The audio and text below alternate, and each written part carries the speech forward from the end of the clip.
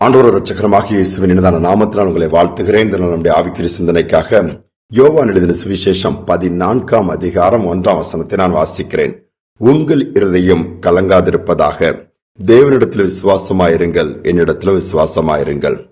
கலங்கி போய், சோர்ந்து போய், நம்பிக்கை இழந்து போய், பயத்தோடு அடுத்து என்ன செய்வதென்று புரியாமல் குழப்பத்தோடு இருந்த சீஷர்களை பார்த்து சொல்லுகிறார், உங்கள் இருதயம் கலங்காதிருப்பதாக.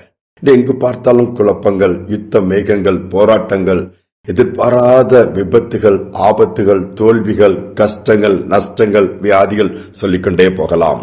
யாருக்காவது ஏதாவது ஒரு விதத்தில் இன்னைக்கு பாதிப்பு வருகிறது. இதனால் இருதயத்தில் ஒரு கலக்கம், இருதயத்தில் ஒரு துக்கம். காலையில் எழுந்த உடனே ஐயோ இந்த நாளெல்லாம் என்ன பண்ண போறோன்னு தெரியலையே, வேலைக்கு போனாலும் கஷ்டமா இருக்கு, ஸ்கூலுக்கு போற பிள்ளைகளுக்கும் அது கஷ்டமா இருக்குது.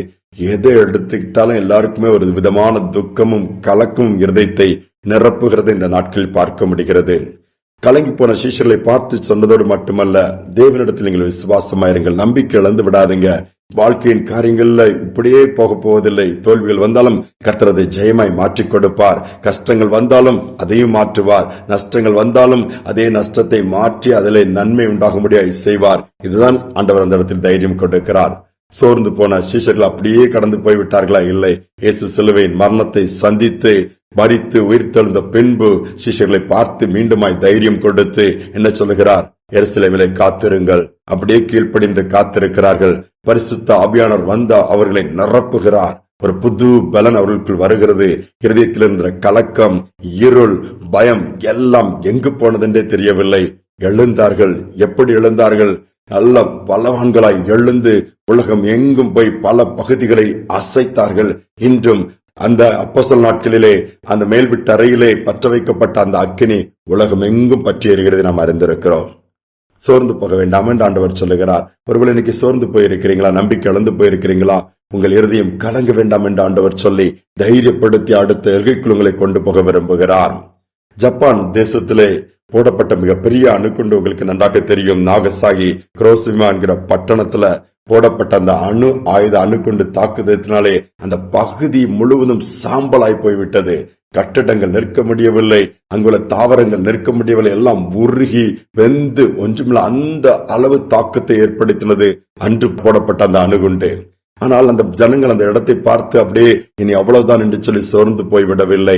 அந்த ஜப்பான் மக்கள் அதை பார்த்தவர் பாதிப்பு ஏராளம்தான். ஆனால் மீண்டுமாய் அதை சரி பண்ணினார்கள், மீண்டுமாய் எழுந்தார்கள், மீண்டுமாய் கட்டினார்கள், மீண்டுமாய் சூழ்நிலையை மாற்றினார்கள். சோர்ந்து போய் இப்படி ஒரு அணுகுண்டு போட்டு இப்படி நாசமாக்கிட்டாங்களே, எல்லாம் போச்சுன்னு சொல்லி பார்த்து இன்று வரை புலம்பிக் கொண்டிருக்கவில்லை. மாறாக அதே நிலைமை அப்படியே மாற்றி காண்பித்தார்கள்.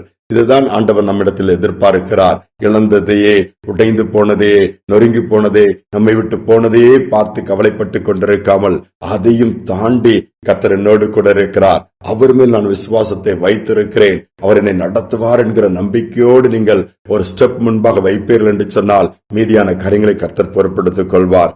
எல்லாவற்றிலும் ஜெயத்தை கொடுப்பார், கண்ணீரை துடைப்பார், தைரியம் கொடுப்பார். அவரை நோக்கி பார்ப்போமா?